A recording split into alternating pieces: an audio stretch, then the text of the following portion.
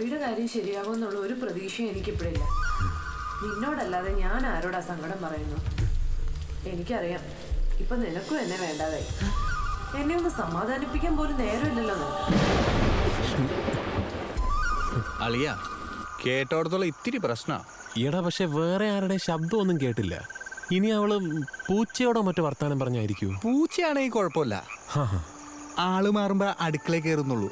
ആള് മാറുമ്പോ കട്ടിലിൽ കയറുന്ന ഒരു ജന്തു ഉണ്ട്, ജാരൻ, മാർജാരൻ. വെട്ടി നിരത്തിക്കളയും ഞാൻ. താനൊരുമാതിരി തളത്തിൽ ദിനേശനാവല്ലേ. പിന്നെ ഞാൻ എന്നാ ചെയ്യണമെന്നാ? പഴം വിഴുങ്ങിയിരിക്കണം. അങ്ങനല്ല, കട്ട് തിന്ന ആരെങ്കിലും വന്ന് അവനെ കയ്യോടെ പിടിക്കണം.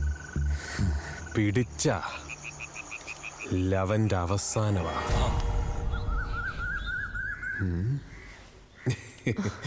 ആകെപ്പാടെ ഞായറാഴ്ച മാത്രം എനിക്കൊരു ഓഫ് കിട്ടുന്നത്. അന്നേരമെങ്കിലും കള്ളു കുടിക്കാൻ പോകാതെ ഈ പെരക്കാത്തിരുന്നാലെന്താ? ഓ, കള്ളു കുടിക്കാനൊന്നും അല്ലടി. നമ്മുടെ മറ്റത്തിക്കാരുടെ കിണറ്റില് ഒരു പട്ടി വീണ് കിടപ്പുണ്ട്. വിളക്കൂതയും കൂട്ടി ചെന്ന് അതിനൊന്ന് പൊക്കിയെടുക്കണം. ഉണ്ണാൻ കാണത്തില്ലേ? ഓ ഇല്ലടി, ഞാനേ ആ കിണറോട് ഒന്ന് തേയി കൊടുത്തേച്ചാ വരത്തുള്ളൂ. നീ കഥ കടച്ചോ.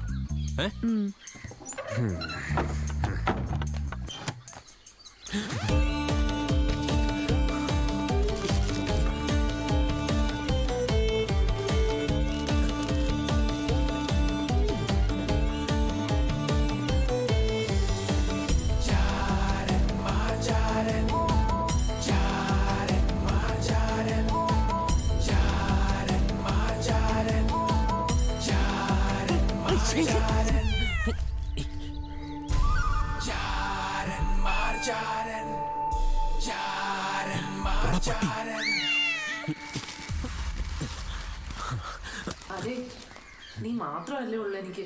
കിണർ തേകാനും കുളം വൃത്തിയാക്കാനും ഒന്നും അല്ല ജോലി പോയേക്കുന്നത്, കള്ളി ഷാപ്പിലോട്ടാ. നിന്റെ കൂടെ ഇങ്ങനെ ഇരിക്കുമ്പോഴാ എനിക്ക് ശകലം ഇങ്ങനെ സുഖം കിട്ടുന്നത്.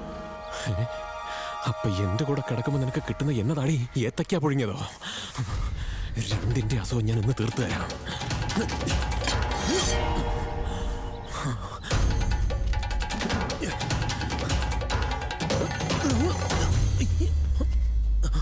അല്ല, ഇവൻ ആരാണെന്ന് ആദ്യം അറിയണമല്ലോ.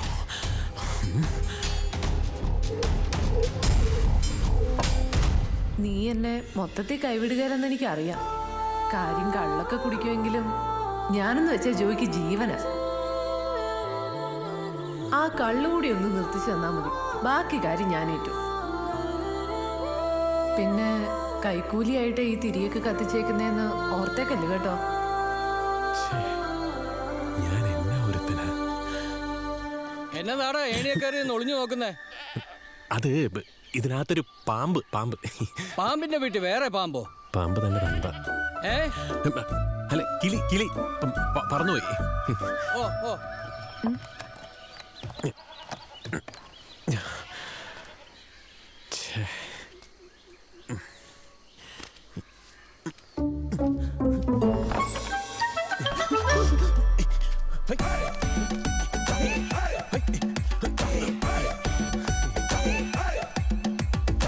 ഇതെന്നാ നേരത്തെ പട്ടിയെ കയറ്റിയില്ലേ? അത് തന്നെ കേറിപ്പോയി. പട്ടി തന്നെ കേറിപ്പോയോ? അല്ല, ആരോനെ കയറ്റി വിട്ടൂന്ന്. ഇന്ന് നല്ല കൊച്ചായിട്ടാണല്ലോ വരവ്. എനിക്ക് വിശക്കുന്നു, ചോറ്. ഉണ്ണാൻ വരത്തില്ലെന്ന് പറഞ്ഞുകൊണ്ട് ഒന്നും വെച്ചില്ല. ഇന്നലത്തെ മീൻകറി ചെയ്ത്. എന്നാ പറ്റി ഷാപ്പിലൊന്നും കയറാതെ നേരത്തെ ഇങ്ങ് പോന്നത്?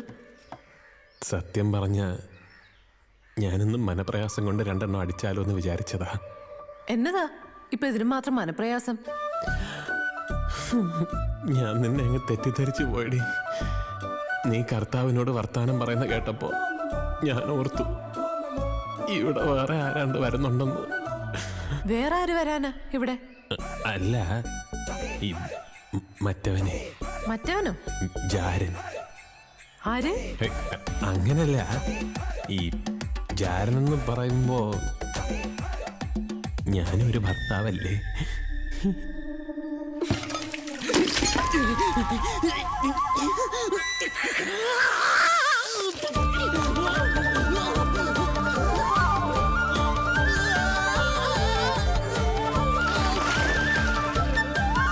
മീൻചട്ടി കൊണ്ടല്ല വെട്ടുകത്തി കൊണ്ടാ കീച്ചേണ്ടിയിരുന്നത്.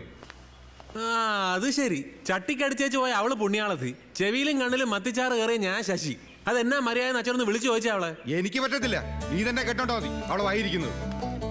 ഓഹോ, അച്ഛൻ അവളെ പേടിയായിരിക്കും. എനിക്കാരും പേടിക്കേണ്ട കാര്യമൊന്നുമില്ല. ഞാനേ അവളുടെ കെട്ടിയോനാ. ആണുങ്ങളായ ധൈര്യം വേണോ അച്ചോ, ധൈര്യം. ഓ, ഞാൻ പെണ്ണാണെന്നേ ധൈര്യം ഇത്തിരി കുറവാ. തന്നെ തന്നെ വിളിച്ചോണ്ടാ മതി. വർഗീസേട്ടോ, എന്തോ ചെവി ഒത്തിക്കും. അവള് ഫോൺ എടുത്താലേ ചെവിയുടെ മാൻഡിൽ അടിച്ചു പോകുന്ന തെറിയ ഞാൻ കീറാൻ പോകുന്നത്. ആന്നോ? ഹലോ, കാരുണ്യ വൃദ്ധസാധനമല്ലേ? അവിടെ പുതുതായിട്ട് വന്ന സിനിമോളെന്ന പേരുള്ള നേഴ്സില്ലേ, അവിടെ ഭർത്താവാ സംസാരിക്കുന്നത്. ആഹാ, നീയാണല്ലേ ഈ ജോയ് എന്ന് പേരുള്ള നട്ടലില്ലാത്തവൻ. ഏ? കുടുംബത്തെ കാര്യങ്ങൾ നോക്കാതെ കള്ള് ഷാപ്പ് നിറങ്ങി നടക്കുന്ന നീയൊക്കെയാണോടാ ഒരു ഭർത്താവ്? ആണുങ്ങൾക്ക് നാണക്കേട്ടുണ്ടാക്കാനായിട്ട് എല്ലായിടത്തും കാണും ഇങ്ങനെ കുറെ കാശിനും മണ്ണിനും ഗുണമില്ലാത്തവന്മാര്. മൂക്കിന്റെ കീഴെ മീശ വെച്ചോണ്ട് നടന്നാലൊന്നും ആണാകത്തില്ലടാ. ചെല്ലൊടിച്ചിടാൻ ഈ പെങ്കൊച്ചിന് നല്ല ആങ്ങളമാരില്ലാത്ത നിന്റെയൊക്കെ ഈ കുന്തളിപ്പിന് കാരണം. ഇനി മേലെ ഈ പെങ്കൊച്ചിനെ വിളിച്ച് ശല്യം ചെയ്യാൻ നിന്ന മത്തിച്ചാറല്ല, നിന്റെ വായിക്കകത്ത് ഇരുമ്പ് തിളപ്പിച്ചൊഴിക്കും ഞാൻ. വെക്കടാ ഫോൺ.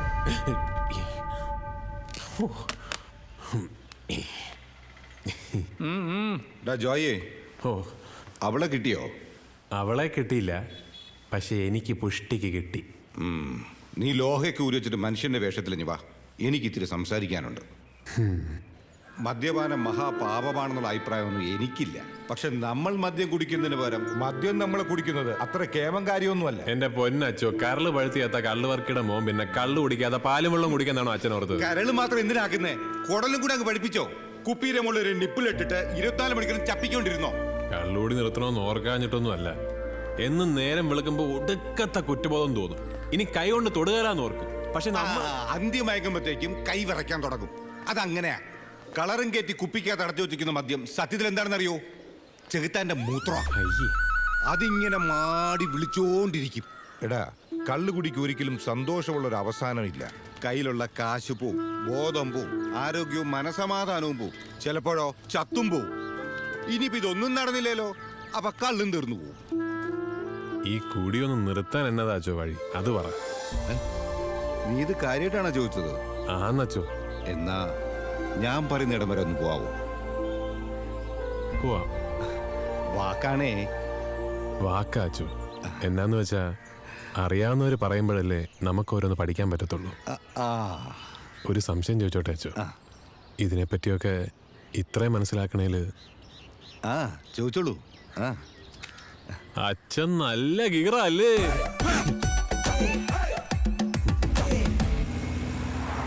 എന്റെ കുഞ്ഞെ ഇത്തിരി പതുക്കെ പോയാ മതി. ഹലോ, എവിടെ അളിയാ? അത് അവനാണല്ലോ. ആ ബാറിൽ വഴക്കുണ്ടാക്കിയ ഓ, അവൻ അവന്റെ പാട്ടിൽ പോട്ടെ. ആ ബോട്ട് ഞാനൊന്ന് കണ്ടിട്ട് പോവാലോ.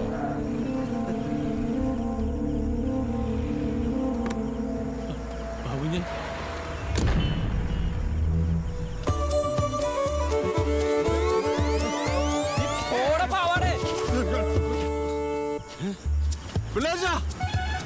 അവനോടി. He vanished to the thin air. But we have his brand new car here. ഞാനിപ്പോ വരാം.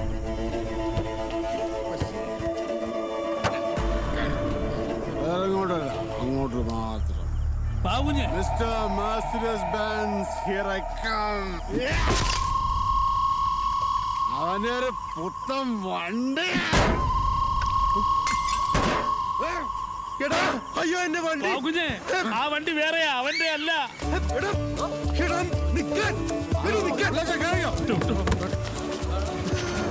അയ്യോ, എന്റെ വണ്ടി.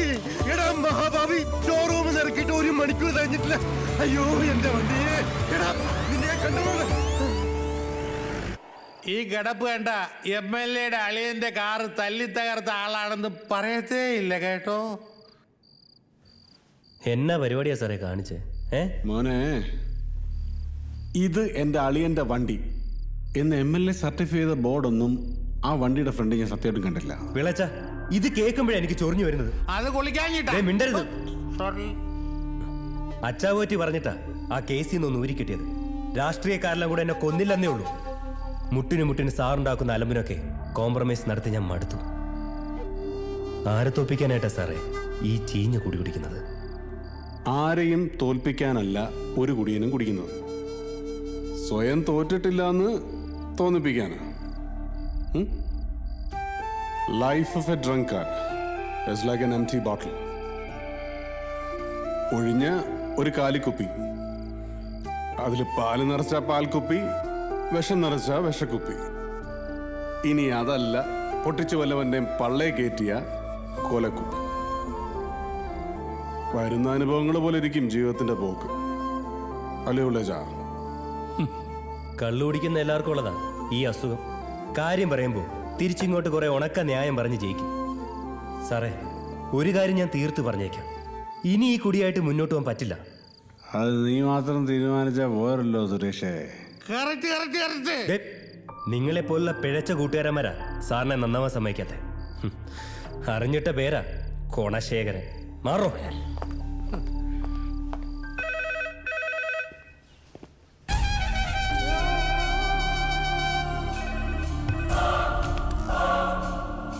അതെ, കാട്ടിപ്പറമ്പനാ. കൃത്യമായിട്ട് പറയടോ. കൃത്യമായിട്ട് പറഞ്ഞാലേ സ്കെച്ച് ചെയ്യാൻ പറ്റത്തുള്ളൂ. ആളെയൊക്കെ ഞങ്ങൾ പൊക്കിയെടുത്തോണ്ട് പോരും. ബീവറേജിന്റെ അടുത്തോ? ആ ശരി ശരി. എടാ പിള്ളേരെ, ബീവറേജ് വരെ ഒന്ന് പോണം, പണിയുണ്ട്.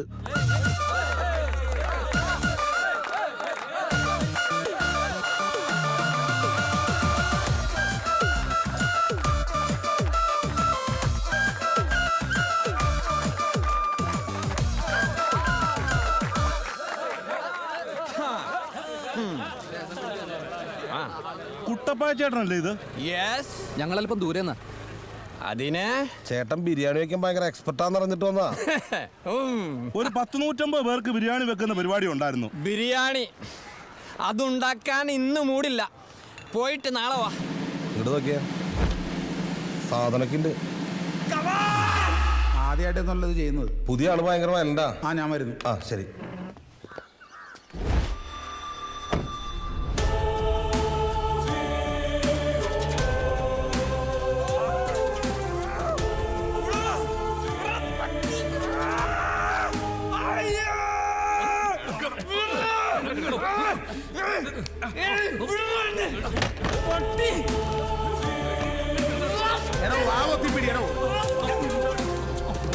തിരിച്ചെടുക്കും.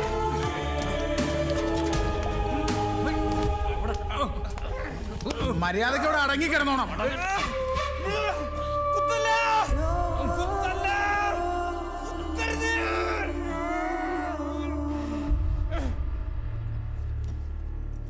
അച്ചോ, ഇതൊരു മാതിരി മൈനാകം കടലിൽ നിന്നുയരുന്നു, മൈനാകം.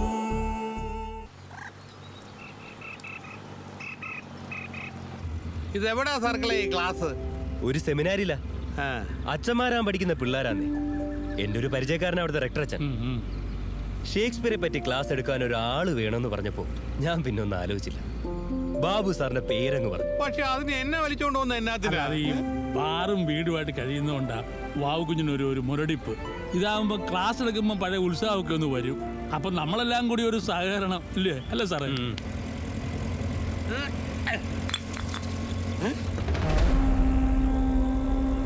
മക്കളെ, എനിക്കൊരു ഗ്ലാസ് മൂത്രം ഒഴിക്കണം. അകത്ത് നിന്നിട്ട് ഒഴിക്കാന്നേ.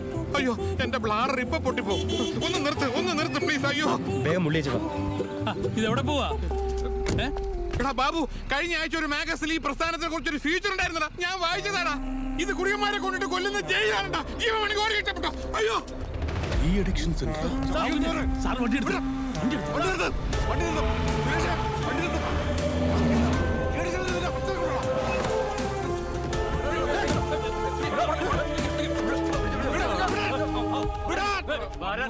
അതോട്ടുണ്ടോ? ട്രീറ്റ്മെന്റ് റൂമിൽ കൊണ്ടേ കൊടുത്ത് കൊണ്ടുപോ. അങ്ങ് അതോട്ട് കൊണ്ടുപോകാന്നേ.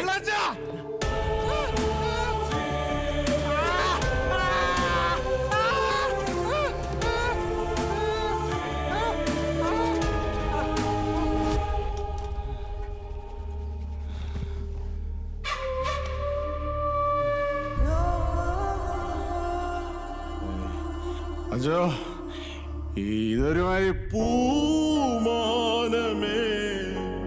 ഒരു രാഗമേഘം താ പൂമാനമേ. മിനിമം ഒരു 15 ദിവസം കഴിഞ്ഞേ ആളെ കോമ്പൗണ്ടിന് വെളിയിലേക്ക് വിടും. അല്ല എന്ന് വെച്ച് ഫുൾ ടൈം റൂമിനകത്ത് അടച്ചിട്ടിരിക്കുമല്ല കേട്ടോ. മെഡിറ്റേഷൻ, യോഗ, അനുഭവങ്ങൾ പങ്കുവെക്കാനുള്ള സെഷൻസ്, ഡോക്ടർമാരുടെ ക്ലാസ്സുകൾ, അങ്ങനെ കുറേ പരിപാടികളുണ്ട് ഇവിടെ. പിന്നെ സെഡേഷൻ കഴിഞ്ഞ് നിൽക്കുമ്പോൾ പതുക്കെ ഈ അറ്റ്മോസ്ഫിയറൊക്കെ ആയിട്ട് അഡ്ജസ്റ്റ് ആയിക്കോളും. അപ്പോൾ ഒരു 15 ദിവസം കഴിയുമ്പോൾ ഞങ്ങൾ കൂട്ടിക്കൊണ്ടു പോകാൻ വരാം.